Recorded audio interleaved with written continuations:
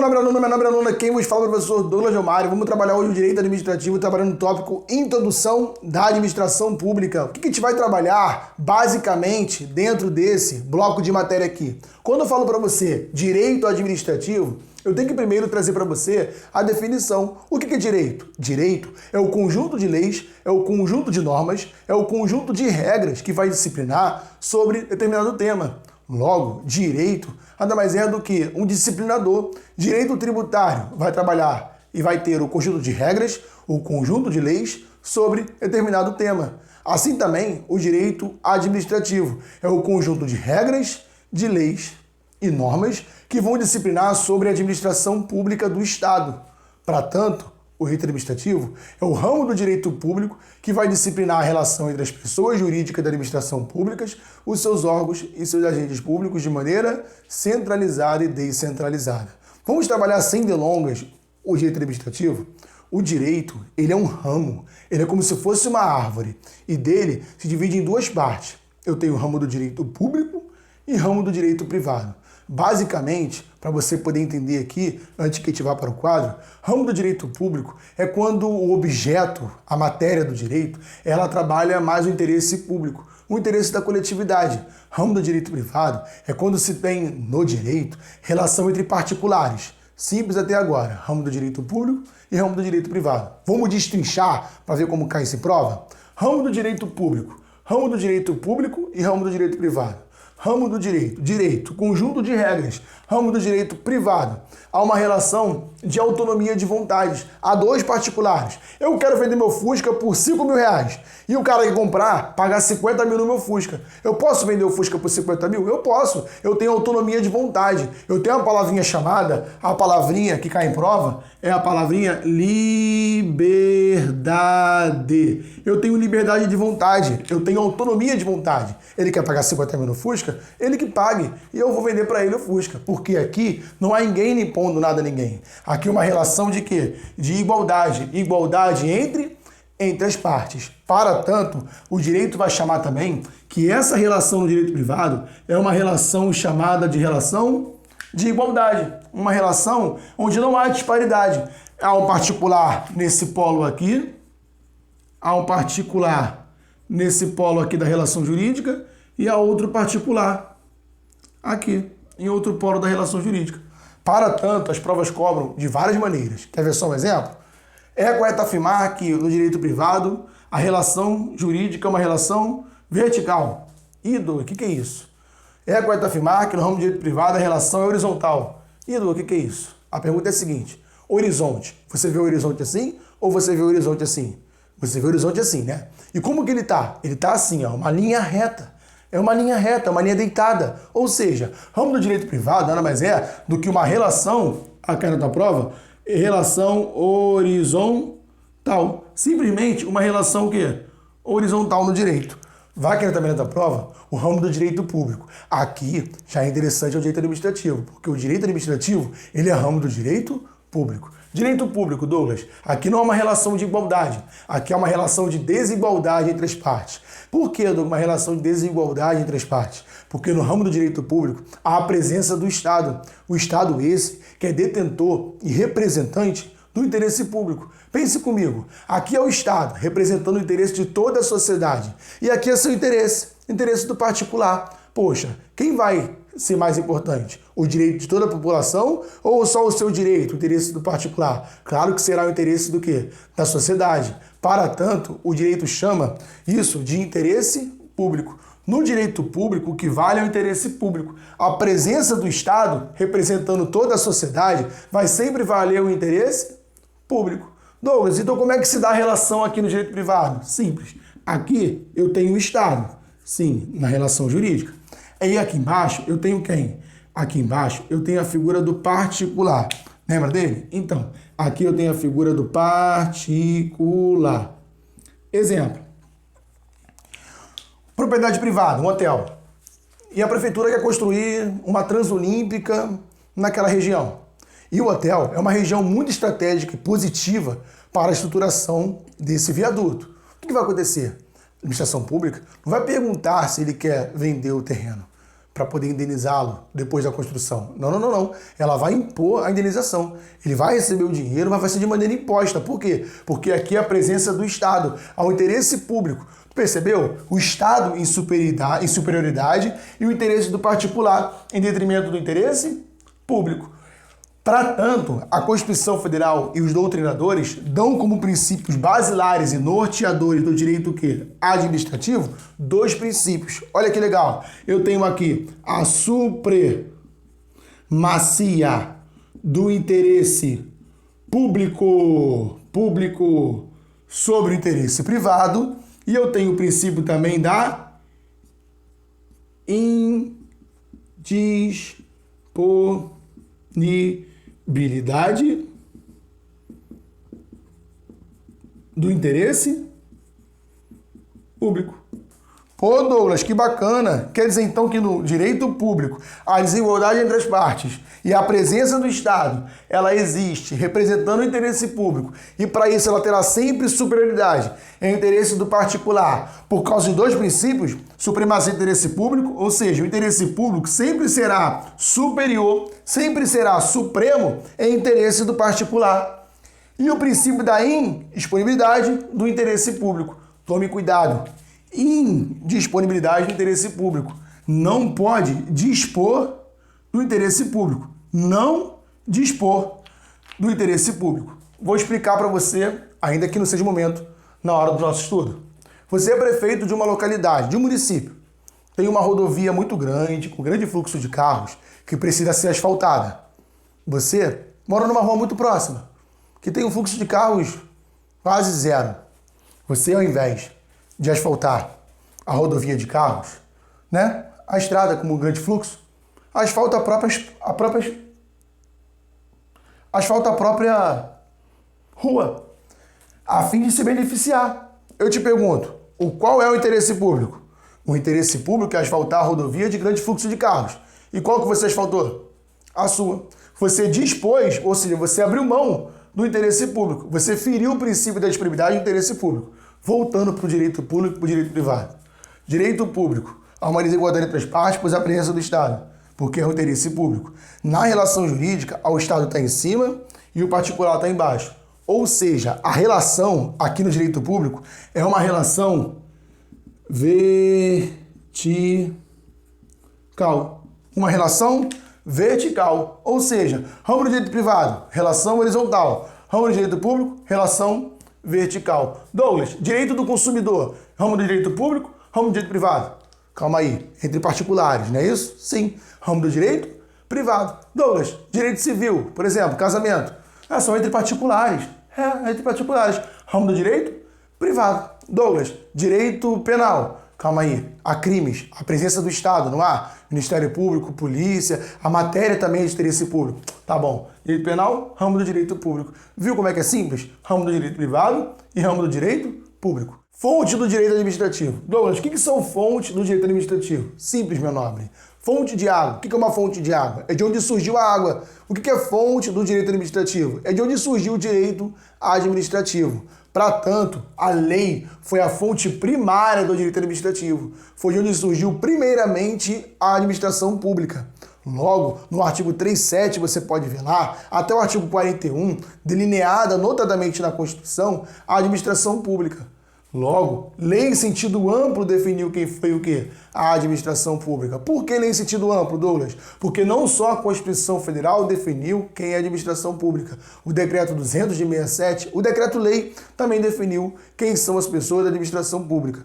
E também a fonte do administrativo é a lei. Não só a lei, como a súmula vinculante. A súmula vinculante nada mais é do que uma súmula feita por um tribunal, um posicionamento seguido por todos os outros tribunais. Por isso que o nome é vinculante. Me dá um exemplo, Douglas. Simples, meu nobre. A súmula vinculante número 11 do STF, que versa sobre o uso de algemas.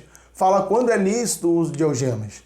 Depois de questionadas várias vezes a corte, ela se pronunciou e deu os requisitos e as situações adequadas que pode ser feito o uso de algemas. Isso é o quê? Isso também é fonte do direito administrativo. Agora, tanto a lei quanto as súmulas vinculantes, elas são reconhecidas no direito administrativo como fontes primárias do direito administrativo. Simplesmente fontes primárias, como também pode aparecer na sua prova, como fontes diretas do direito administrativo. Douglas, e a jurisprudência e a doutrina? O que são? Jurisprudência são decisões reiteradas de tribunais seguindo no mesmo sentido, que tem a mesma valia de uma lei. Por exemplo, jurisprudência, Douglas. A Constituição Federal falou, lá no seu artigo,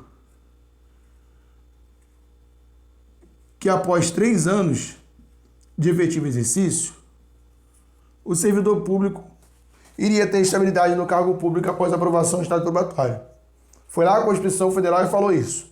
Lá no 8.190, Estatuto dos Servidores Públicos Civis Federais, disse que a estabilidade do serviço público se dá após 2 anos de efetivo exercício, com a aprovação do Estado probatório. E Douglas, deu zica. A Constituição falou uma coisa e a lei falou outra. Deu zica. Logo, nesse caso, será feito o quê? O tribunal irá decidir. Irá ser feita uma decisão. E o tribunal falou, só terá a estabilidade do cargo público após 3 anos de efetivo exercício e aprovação do Estado probatório. Não valeu o dispositivo da Lei 8.190, Estatuto dos Servidores Públicos Civis Federais. O que valeu foi a Constituição. Isso é jurisprudência. A decisão foi tomada. Após questionar sobre esse tema, será decidida a mesma coisa. Ou seja, jurisprudência. Coloca aqui do ladinho, abre parênteses, e coloca assim, decisões reiteradas de tribunais. Isso que é jurisprudência. Decisão reiterada de tribunal. Douglas, e a doutrina? A doutrina você vai colocar como, abre parênteses, estudiosos do direito. São as pessoas que fazem os estudos do direito e estudam a interpretação da lei e falam sobre determinado tema. Eles servem tanto para a elaboração da lei como para a interpretação dela. Ou seja, doutrina são os estudiosos do direito que servem para a elaboração da lei e a interpretação dela. Logo, jurisprudência e doutrina também são fonte do direito. Não fonte primária, não fonte direta. Essas aqui é a lei e a súmula vinculante. A doutrina e a jurisprudência são reconhecidas não como fonte primária e direta, são reconhecidas como o quê? Fontes secundárias e indiretas do direito administrativo. Também são chamadas de fontes subsidiárias do direito administrativo. Tanto fonte secundária, quanto fonte subsidiária, quanto fonte indireta. Pode aparecer na prova também. Fonte do direito administrativo. Entretanto, indireta está mais para os costumes. O que seria costumes, Douglas? Costumes, já põe na sua prova aí, que são fontes ou fonte indireta. Costumes é um comportamento social seguido de maneira uniforme em dada localidade. Por exemplo, costumes, Douglas. O que pode aparecer na sua prova de costume é que ele é uma norma não escrita. Outra coisa também que pode aparecer é uma norma inordenada. Douglas, o que é uma norma inordenada? Não está no ordenamento jurídico, não está escrita nas leis. Beleza até aqui? Tranquilo, Douglas. Agora, costumes, fonte direta, não escrita e inordenada. Mas me dá um exemplo de costume. Artigo 55 do Código Penal tem o furto majorado pelo repouso noturno. O que é repouso noturno? A lei não diz. A lei não deu o ordenamento jurídico definindo o que é repouso noturno. Ou seja, fonte indireta é os costumes. No Código Penal há normas também previstas como costume. Aqui no administrativo também há. Eu estou no exemplo aqui de penal, vai ficar mais fácil para você entender na hora da tua prova. Costumes é fonte direta, não escrita e não ordenada. Costume. Que horas que dorme a população do Rio de Janeiro? 11 horas da noite. Após as 11, se furtar uma casa, furto majorado pelo repouso noturno. Agora, Douglas, e no interior de uma cidade, quando que é repouso noturno? Tá vendo aí? Quem vai dizer é quem? É o costume. Qual é o costume daquela localidade de dormir? 7 horas da noite. Para tanto, os costumes também são fontes do direito administrativo, conhecidas como fonte indireta, secundária, subsidiária e inordenada do direito administrativo. Né, meu nobre? Essa saga aí, né, que é o direito administrativo, vamos trabalhar regime jurídico administrativo. O que seria essa nomenclatura regime jurídico administrativo? É a administração pública na lei, pois é jurídico, adotando um tipo de regime. Como já vimos, o direito administrativo ele é ramo do direito público. Entretanto, nada no direito é absoluto. Ou seja, na administração pública não existem apenas normas de direito público, também existem normas de direito privado. Ou seja, o regime jurídico administrativo da administração pública ele é adotado de forma híbrida. Ou seja, nós temos tanto norma de direito público quanto norma de direito privado. Lembrando, o direito administrativo é o ramo do direito público.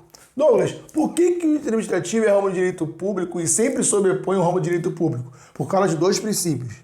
Direito público é porque existe a supremacia do interesse público sobre o interesse privado. Isso que é caracterizador quando a administração pública ou quando a pessoa jurídica ela é do ramo do direito público. Ela é regida pela supremacia do interesse público sobre o interesse privado. Daqui nascem os poderes da administração pública, que são vários outros. Poder discricionário, poder vinculado, poder hierárquico, poder disciplinar, poder de polícia e outros poderes, de regulamentar, poder normativo. São desses aqui, desse princípio da supremacia do interesse público sobre o interesse privado, que nascem os poderes. Também é reconhecido bastante o princípio da inexpressibilidade do interesse público. Daqui nasce o interesse e o dever do administrador público ao gerir a coisa pública, a coisa do povo, a máquina administrativa. Ele não pode dispor daquilo que não é dele. Ele não pode dispor do interesse público. Daqui nasce, por exemplo, os deveres. Se ele infringir um desses princípios aqui, ele cai na Lei 8.429 de 92,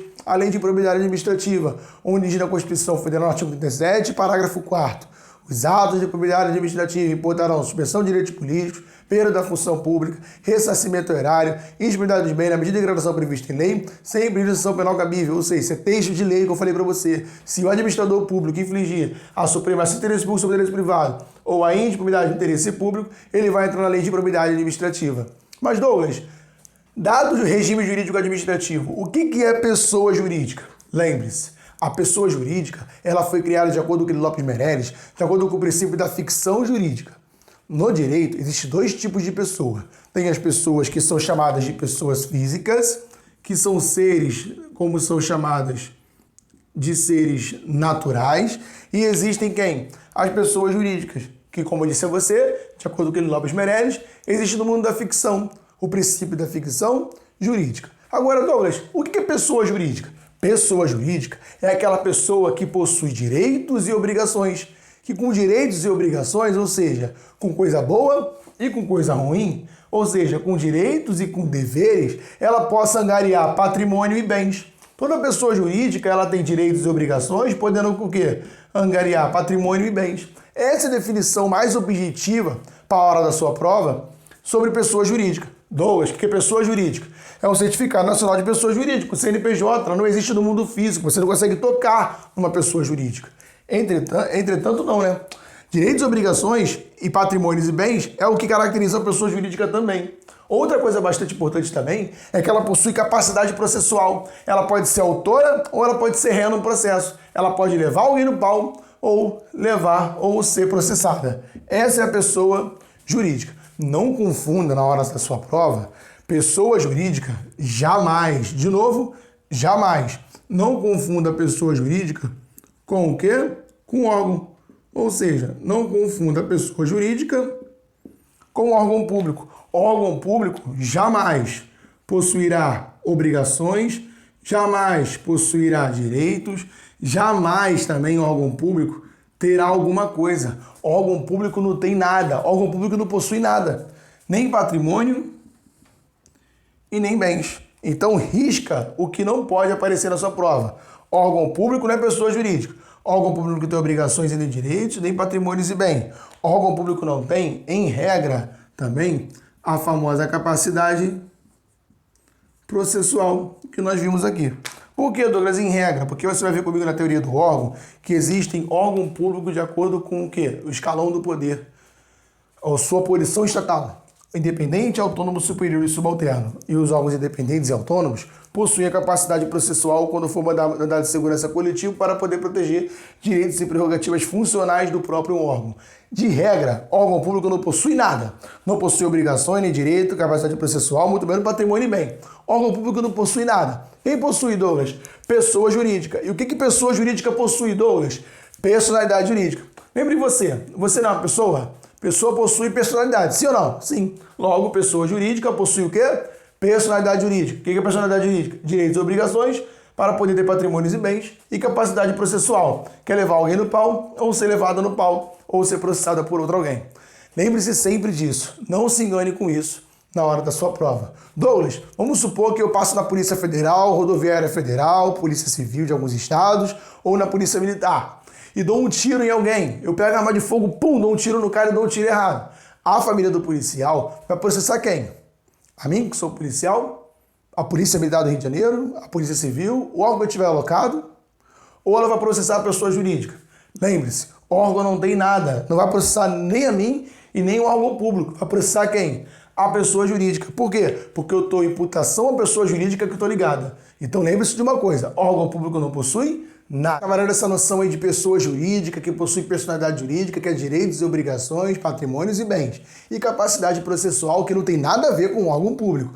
Órgão público não possui nada. E outra, o agente da imputação é a pessoa jurídica que ele está ligado. O órgão não possui nada. Vamos trabalhar agora noções de Estado e noções de governo. Douglas, o que seria a noção de Estado? Simples, meu nobre. Vamos ter que aprender quais são os elementos que constituem o Estado. O que faz a existência de um Estado? Simples. O Estado, ele possui o seu povo. Douglas, o que seria povo? Povo nada mais é do que o elemento humano do Estado. São as pessoas que estão ali naquele local. Logo, povo você vai colocar na sua prova como um elemento humano do Estado. Elemento humano do Estado. Olha que bacana, ó. Povo. Povo é o quê? Povo é o elemento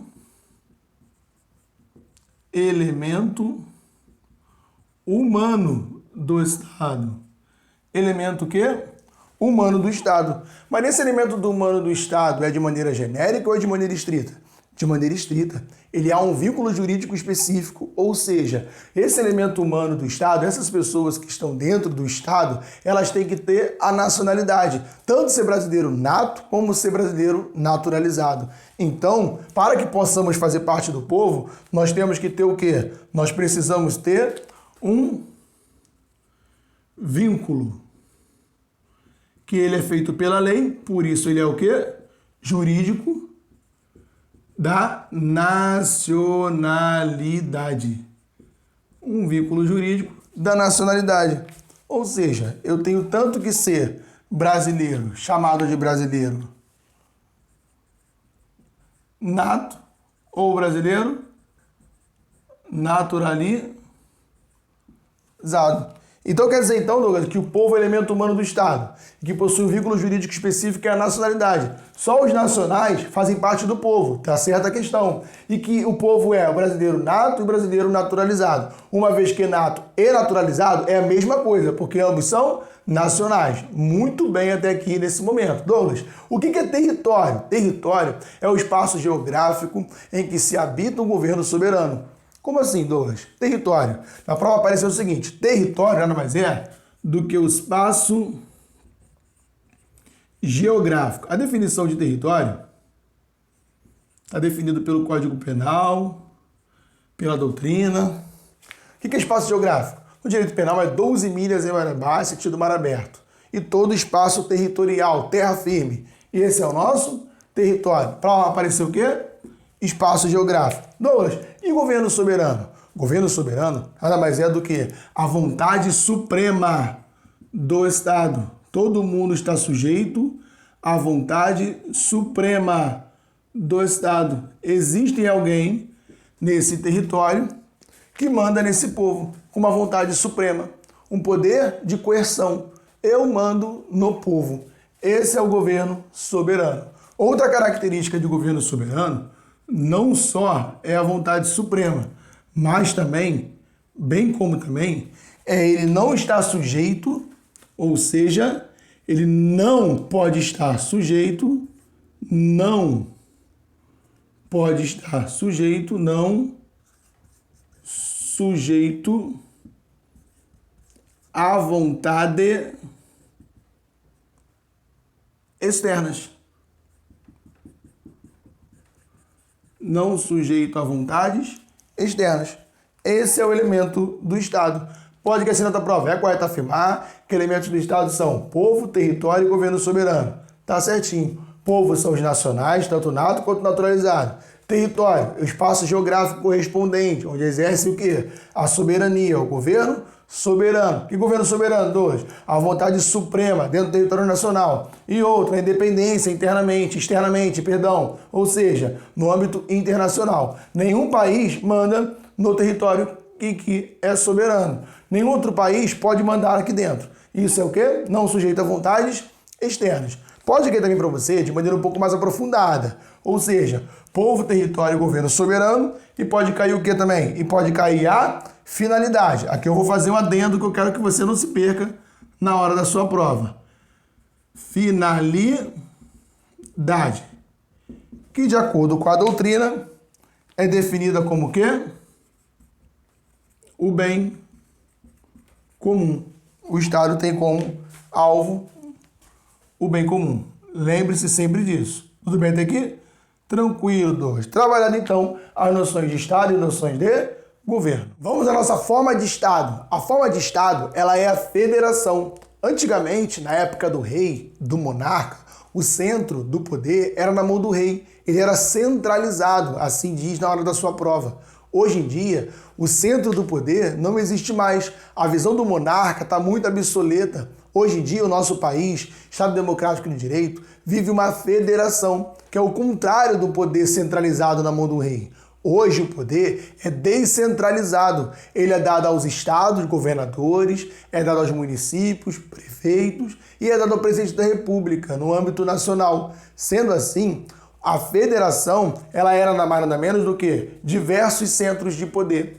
E a esse poder é dado a entes federados. Por que entes federados, Douglas? Porque são entes que compõem uma federação.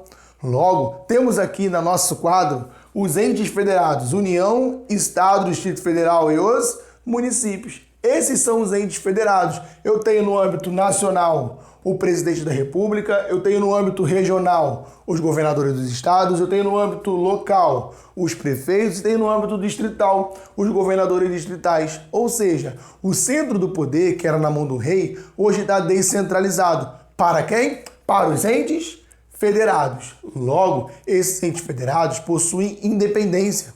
Esses entes federativos possuem autonomia.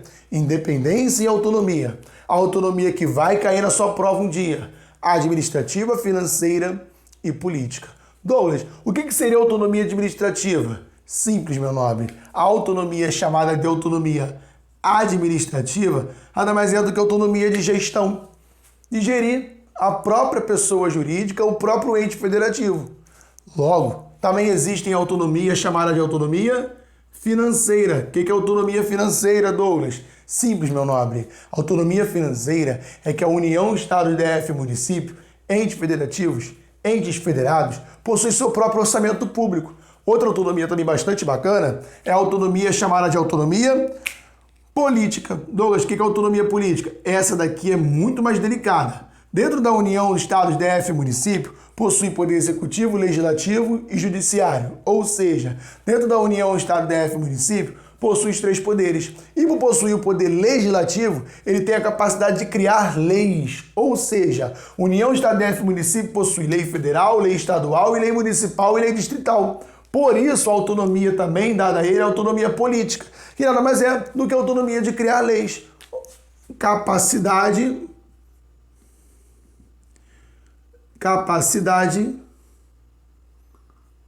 de legislar que os entes federativos têm, que essas pessoas têm. Simplesmente a capacidade de legislar. Douglas, o que seria a União, Estado, DF e município? Os entes federados. Agora, lembra daquele desenho do Power Ranger? Eu tenho um professor que eu adoro ele dá esse exemplo em sala de aula. Ele fala, mexeu com o Power Ranger, mexeu com todo mundo. Quando se juntavam esses Power Rangers, era muito bacana, né? Que eles se juntavam, e estava até acabando o desenho, eles se juntavam e faziam um personagem chamado... Vamos lá, vamos ver se você lembra. Vou dar tempo para você, hein? Não lembrou ainda? Megazord. Ou seja, era um Power Ranger que se juntava com todos eles e virava um Megazord. Ou seja, a União, Estado, DF e município são entes federativos, são entes federados. Mas se eu juntar todos eles, eles vão se chamar, ou o nosso país vai se chamar República Federativa do Brasil. Simplesmente quem? A República Federativa do Brasil. Douglas, quem é a República Federativa do Brasil? É uma pessoa de direito público externa. Pô, Douglas, é bacana. A República Federativa do Brasil, ela detém autonomia? Não. O que ela detém e que não pode cair para os entes federados ou entes federativos é a palavra soberania. Ou seja, República Federativa do Brasil, ela detém soberania. Pô, Douglas, que bacana. Quer dizer, então, se quer ser na minha prova, é correto afirmar que a União, Estado, DF, município possui soberania. Tá errado. Possui o quê? Autonomia. É correto afirmar que a República Federativa do Brasil possui autonomia. Também vai estar errado, porque possui o quê?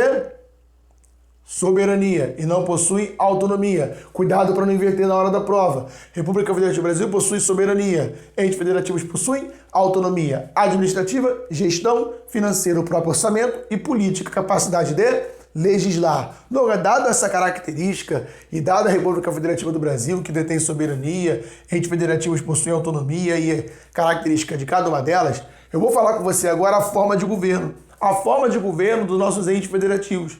Qual é a forma de governo do nosso Estado, Douglas? A forma de governo do nosso Estado, ela é a república. Por que república, Douglas? Porque vem do latim res publica, que significa o quê? Que significa coisa do povo. Simplesmente coisa do povo. E por ser coisa do povo, o governante, ele vai ter que ter muita responsabilidade. O governante, ele vai ter que ser escolhido pelo povo. O governante, ele vai ter que ter um prazo. Logo, as características da república quais são? O governante aqui, na república, ele é eleito. Ele é eleito por um cargo eletivo. Ele tem um mandato eletivo de 4 anos, se for no âmbito federal. Ele tem um mandato eletivo de 8 anos, se for no âmbito do Senado Federal. Ou seja, ele é eleito. O governante aqui, também ele é o quê? Ele é temporário, ele tem um prazo para poder governar, não é isso? Além disso, ele também é o quê? Tem que dever de prestar contas. Ele é responsável pelos gastos públicos. Se ele incidir dentro desse aqui, ó, desse requisito prestar contas, ele entra numa infração político-administrativa que é chamada vulgarmente e de maneira errônea como crime de responsabilidade. Logo, saibam disso, a República tem essas características. O governante ele é eleito, ele tem um mandato temporário e ele tem que prestar contas do dinheiro, do gasto público. Logo, por causa do princípio chamado princípio da indisponibilidade do interesse público, ele não pode dispor daquilo que é público. Por isso, ele tem que prestar conta do dinheiro que é gasto. Tranquilo até aqui? Tranquilo, Douglas. Olha só que bacana. A República é a forma de governo. Não deixe isso acontecer na hora da prova. O governante, ou seja, na República, é proibida a sigla daquela doença, chamada o quê? HIV. É proibido chamar o quê? HIV. Pô, Douglas, que exemplo doido. Por que HIV? Olha que bacana, ó. HIV. Na República, o governante ele é eleito. Sim ou não? Sim. Aqui, o governante ele é hereditário. Ou seja, na monarquia. Não pode aplicar o quê? HIV para a República. O H aqui é H de quê? Hereditariedade. Não se aplica às características da República. O que, Douglas? A hereditariedade. O cargo aqui é temporário. E aqui ele é o que, Douglas? Aqui ele é irresponsável.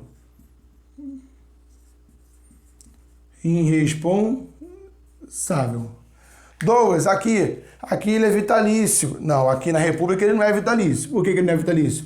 Porque ele é temporário. Tranquilo até aqui, meu povo? Tranquilo. Então não pode aparecer na República a característica da hereditariedade, da irresponsabilidade e da vitalicidade. Isso aqui está fora dos nossos planos. Douglas, o sistema de governo nada mais é do que a forma que a relação em que se dá o poder executivo e o poder legislativo.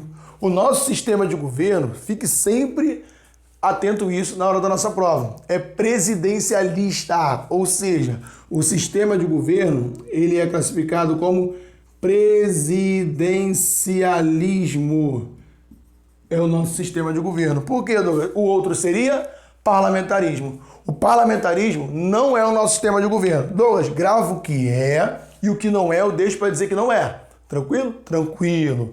Presidencialismo, a separação entre poder executivo e o poder o quê? Legislativo. Como assim, Douglas, a separação entre poder executivo e legislativo? Ué, a Câmara e o Senado Federal ela é independente.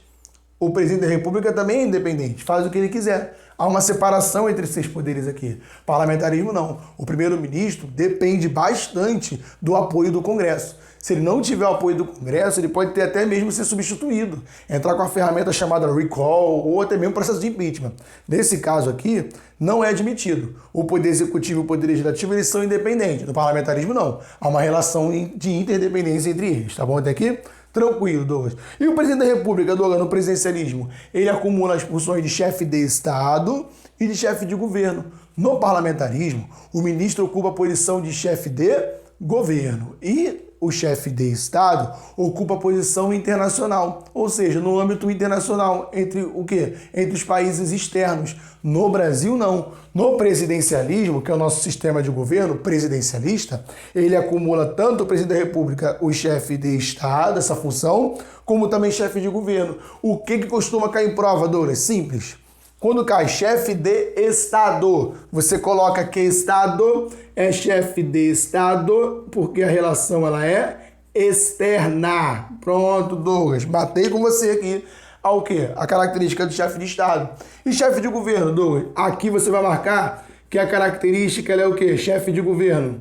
No âmbito interno, ou seja, interna a relação de poder. O presidente manda como chefe de governo no âmbito interno e o presidente manda, quando na relação internacional, como chefe de Estado na relação externa. Dado isso, meu nome, eu preciso trabalhar com você outra característica, que é qual? Regime de governo. Eu vou trabalhar aqui agora na minha nota. Eu vou trabalhar com você regime de governo, que no Brasil é o regime democrático, como expresso na Constituição Federal.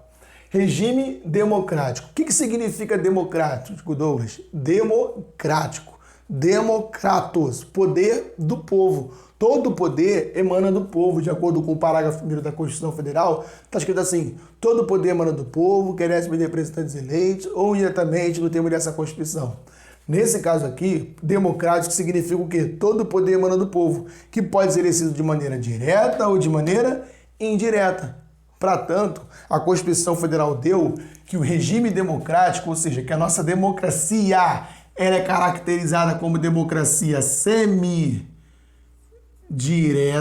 Por que semidireta, Douglas? Porque tem tanto a democracia direta quanto a democracia indireta. Semidireta, ou a nossa democracia também pode ser chamada de democracia participativa. Então, se quer ser da prova, é correto afirmar que o regime de governo é democrático. Tá certo. É correto afirmar que o regime de governo é democrático e todo o poder emana do povo. Exerce de maneira direta e indiretamente. Também tá certo. É correto afirmar que o regime de governo é democrático e a nossa democracia é semidireta e participativa. Também tá certo. Por quê? Tudo isso aqui é característica do nosso quê? Do nosso regime de governo. Não quero você errando isso na hora da prova. Agora, meu nobre, sem delongas, vamos trabalhar um mnemônico para a gente poder gravar todas essas características aqui. Porque eu me embolei, Douglas. Eu não sei o que é forma de Estado, forma de governo, eu não consegui enxergar mais nada. Embolou tudo, não vou conseguir acertar questão nenhuma, porque a questão vai perguntar: regime de governo, eu vou achar que é sistema de governo. Forma de governo, eu vou achar que é forma de Estado. Para que isso não aconteça, vamos gravar esse mnemônico aqui para acabar os seus problemas na hora da prova. Tranquilo até aqui? Beleza, Douglas, vamos lá. Estado fede. Por que o Estado fede, Douglas, desse mnemônico aqui? Porque a forma de Estado, ela é o quê? Ela é a federação. Ou seja, a forma de Estado, ela é qual? A federação. O Estado fede, a república é fogo. Douglas, por que a república é fogo? Porque a forma, olha que bacana, meu povo, forma de governo, olha, a forma de governo é qual?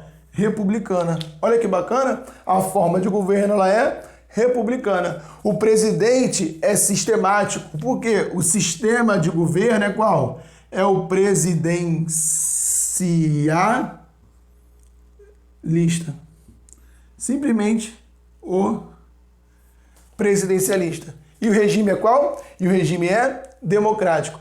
Repita isso 100 vezes aí na sua casa, 15 vezes até o suficiente. Olha que bacana. O Estado fede, a República é fogo, o presidente é sistemático e o regime é democrático. Muito bem, meu nobre, acabamos de estourar todas as características e fundamentos básicos para que você possa gabaritar o direito administrativo. Espero que você deixe seu like, seu gostei e seu comentário aí nessa aula em vídeo. Forte abraço, fica com Deus e, meu nobre, para de reclamar, meu filho, para de reclamar. Se a vida tá ruim, você vai botar hora, mais estudo, mais na sua cadeira, que a porra da aprovação vai chegar.